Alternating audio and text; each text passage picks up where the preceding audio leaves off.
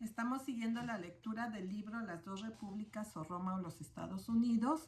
Estamos ya en el capítulo número 27, cuarta parte, que lleva por título La conspiración tiene éxito. Sin embargo, no es un cristianismo denominacional o sectario que el tribunal se propone reconocer como la religión aquí, sino simplemente cristianismo o cristianismo en general. En consecuencia, se citan a continuación documentos británicos que designan la verdadera fe cristiana, tal como se profesa en la Iglesia de Inglaterra en la época colonial, y aquí está la cita. La primera concesión colonial que fue concedida al señor Walter Raleigh en 1584 fue de Isabel por la gracia de Dios de Inglaterra, France y la reina de Irlanda, defensora de la fe, etc., y la subvención autorizada a él para promulgar estatutos para el gobierno de la colonia propuesta, siempre que no estén en contra de la verdadera fe cristiana que ahora profesan en la Iglesia de Inglaterra. Idioma de una importancia similar se puede encontrar en las cartas siguientes, y lo mismo es cierto de las diversas cartas otorgadas a otras colonias. El lenguaje más o menos enfático es el establecimiento de la religión cristiana declarada como uno de los propósitos de la subvención.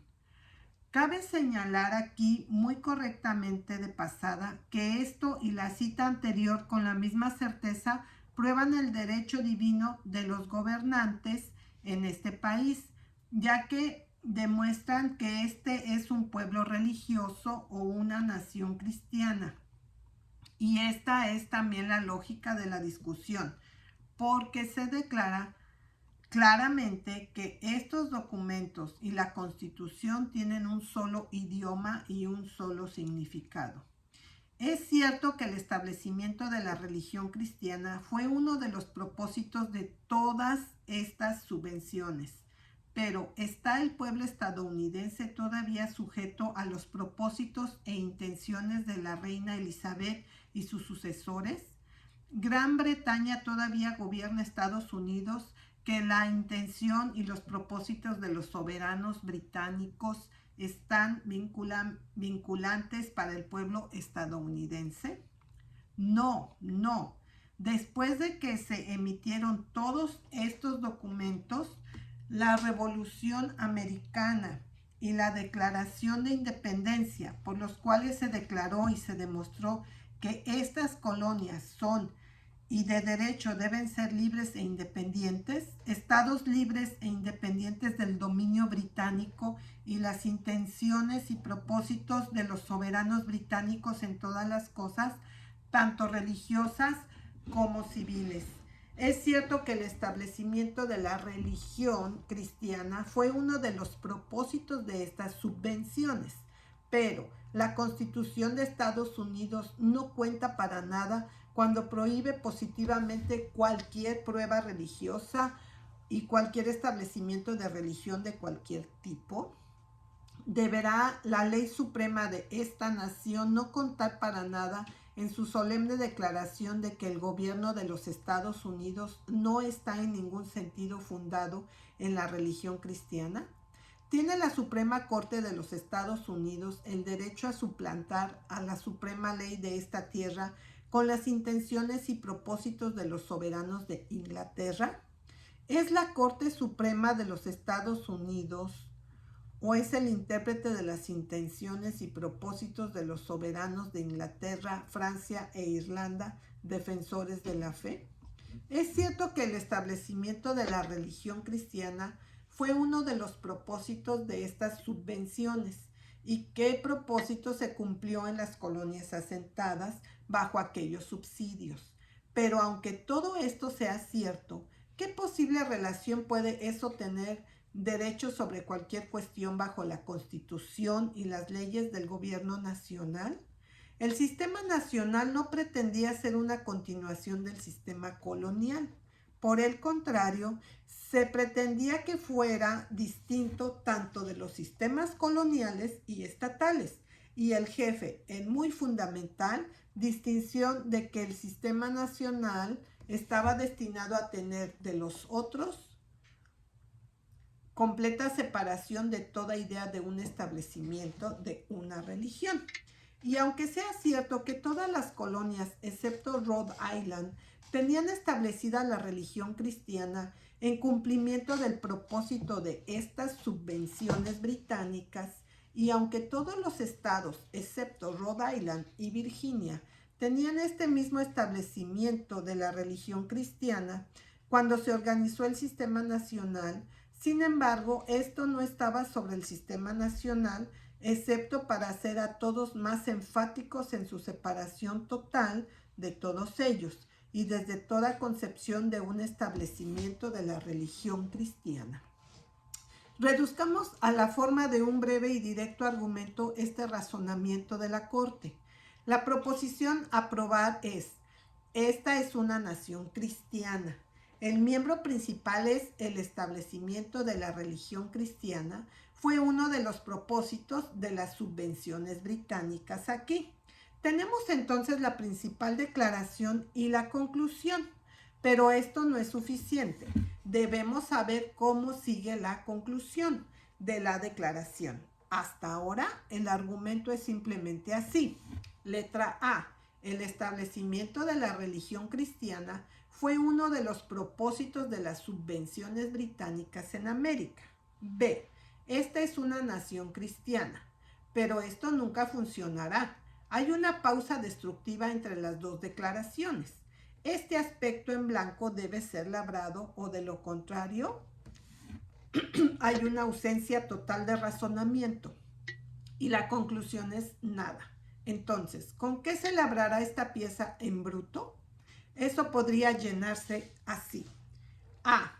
El establecimiento de la religión cristiana fue uno de los propósitos de las subvenciones británicas en América. B. Estados Unidos está sujeto a la soberanía británica. C. En consecuencia, en el sentido de la ley, esta es una nación cristiana.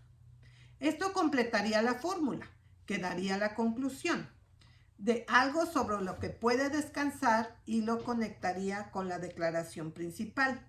Pero la dificultad con esto es que no es verdadera.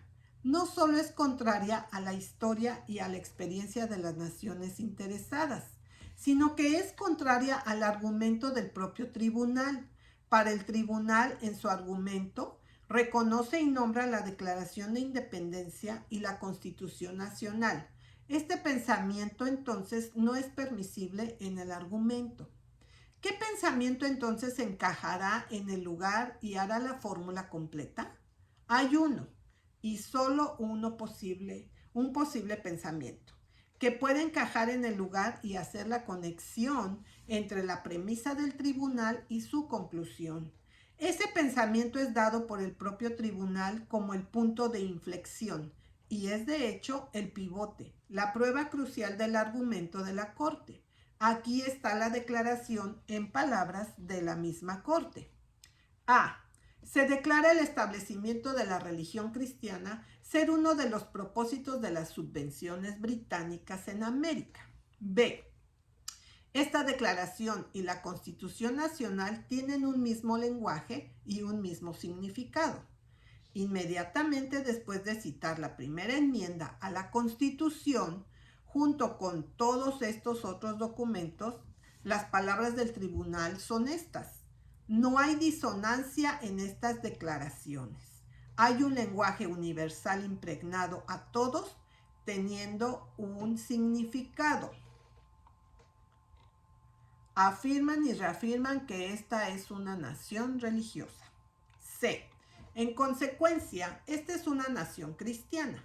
Este y solo este es el curso de razonamiento por el cual el tribunal llega a la conclusión de que esta es una nación cristiana. Este es el pensamiento y de hecho esas son las palabras de la Corte. La cosa se logra únicamente haciendo que el lenguaje de la Constitución tenga un significado con estas declaraciones citadas, cuyo propósito era claramente el establecimiento de la religión cristiana. Pero algunos pueden decir, esta fórmula encuentra la misma dificultad como lo hizo la otra. Es decir, no es cierto y es contraria a toda la historia y experiencia de la nación en los tiempos de la elaboración de la Constitución. Es cierto que la Constitución nunca pretendió tener ningún significado del que se le da aquí en armonía con las declaraciones citadas.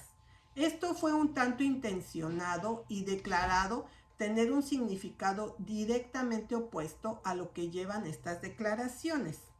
Y si alguna otra persona, personas o tribunal en la tierra hubieran dicho que tal es el significado de la Constitución, no habrían llegado a nada. Tal declaración hecha por la Corte Suprema, sin embargo, sí equivale a algo. Y aquí está el punto decisivo. La Corte Suprema de los Estados Unidos está constitucionalmente autorizada para interpretar y declarar el significado de la Constitución. Lo que sea que diga la Corte Suprema, el significado de la Constitución es decir, legal y constitucionalmente su significado mientras dure dicha decisión. El significado que el tribunal da a la Constitución puede ser absolutamente falso, como en la decisión de Dred Scott y en pero que no importa nada. El falso significado se mantiene tan firme como que si fuera cierto, hasta que la decisión sea revertida ya sea por el propio Tribunal Supremo o por el Tribunal Superior, el pueblo, como se hizo en el asunto de la decisión Dred Scott, de que esta decisión ahora bajo consideración es un completo paralelo. Este es, pues, indiscutiblemente el significado que el Supremo Tribunal de los Estados Unidos le ha dado a la Constitución de los Estados Unidos, un significado cuyo propósito es el establecimiento de la religión cristiana. Esto es un significado que por cada partícula de evidencia derivable de los creadores y la elaboración de la Constitución se demuestra para ser directamente lo contrario de lo que se pretendía soportar y que soportó mientras sus creadores vivieron. Por lo tanto, tan ciertamente como la lógica es la lógica y la verdad es la verdad, se demuestra que en esta decisión el Supremo Tribunal de los Estados Unidos ha subvertido la Constitución de Estados Unidos en su sentido esencial en lo que respecta a la religión cristiana o su establecimiento. El tribunal tampoco se contentó con un poco. Estas declaraciones de Ferdinando e Isabela, Elizabeth, Santiago I et al., no fueron suficientes para satisfacer el celo de la Corte en favor del cristianismo o cristianismo general, como el establecido y religión nacional aquí, pero debe acumularse sobre estos 15 más de distintas fuentes con el mismo fin. Habiendo extraído la sustancia lógica del argumento a lo largo, en el análisis anterior no será necesario que apliquemos la fórmula establecida a cada cita en toda la larga lista. Esto el lector puede hacer con bastante facilidad en su propia mente. Sin embargo, presentaremos todas las citas de la Corte y su aplicación de las mismas con tales comentarios adicionales que sean pertinentes. A continuación, siguiendo las citas de Ferdinand e Isabela, Elizabeth y todos los demás de Gran Bretaña, la Corte establece documentos de los puritanos de Nueva Inglaterra que también declaran que el establecimiento de la religión cristiana fue uno de los propósitos de su asentamiento en la tierra. Aquí está el lenguaje de la Corte y de los puritanos. El célebre pacto hecho por los peregrinos en el Mayflower en el año 1620 recita: habiendo emprendido para la gloria de Dios y el avance de la fe cristiana y el honor de nuestro rey y nuestra patria, un viaje para plantar la primera colonia en el norte de Virginia, hacer por estos presentes solemne y mutuamente en la presencia de Dios y uno u otro, pactar y combinarnos juntos en un cuerpo civil político para nuestro mejor orden y preservación y el fomento de los fines antes mencionados. Las órdenes fundamentales de Connecticut, según las cuales el gobierno fue instituido en 1638 y 1639, comienza con esta declaración: por cuanto agradó al Dios Todopoderoso con la sabia dispensación de su divina prudencia para ordenar y disponer de las cosas que nosotros, los habitantes y residentes de Windsor, Hartford y Wethersfield, ahora conviven y viven en y sobre el río Connecticut y las tierras adyacentes al mismo, y sabiendo bien donde un pueblo reunido la palabra de Dios requiere, que para mantener la paz y la unión de un pueblo así, debería haber un ordenado y decente gobierno establecido según Dios, para ordenar y disponer de los asuntos de la gente en todas las estaciones según lo requiera la ocasión. Por lo tanto, asignarnos a nosotros mismos para ser como un estado público o mancomunidad, y para nosotros y nuestros sucesores y aquellos que serán adheridos a nosotros en cualquier momento de ahora en adelante, entrar en combinación y confederación, juntar, mantener y preservar la libertad y la pureza. Es digno de mención a este respecto que por esta cita histórica, la Corte Suprema, con la misma certeza, justifica el empleo del cuerpo político civil para el mantenimiento de la disciplina de las iglesias, como por esto y lo anterior establece la religión cristiana como la religión de esta nación, porque fue tanto y como directamente la intención de esas personas de mantener la disciplina de las iglesias, como para preservar la libertad y pureza del Evangelio, luego practicado entre ellos. En efecto, fue solo manteniendo la disciplina de las iglesias que esperaban preservar la libertad y pureza del Evangelio como se practicó allí. Toda su historia muestra que nunca pensaron ni hicieron ninguna pretensión de hacerlo de otra manera. Y de hecho, la orden número 4 de estas mismas órdenes fundamentales requería que el gobernador de ese estado público o bien común debería ser siempre miembro de alguna congregación aprobada y debería prestar juramento de que promovería la ejecución de justicia según la regla de la palabra de Dios. Entonces, ayúdame Dios en el nombre del Señor Jesucristo. Y sabemos y hemos demostrado abundantemente que el mantenimiento de la disciplina de las iglesias por el poder del cuerpo político civil es precisamente lo que las iglesias del diseño de Estados Unidos, para lograr a través de la aplicación de las leyes dominicales nacionales, esto es lo que se hace siempre en la aplicación de las leyes dominicales, ya sean estatales o nacionales.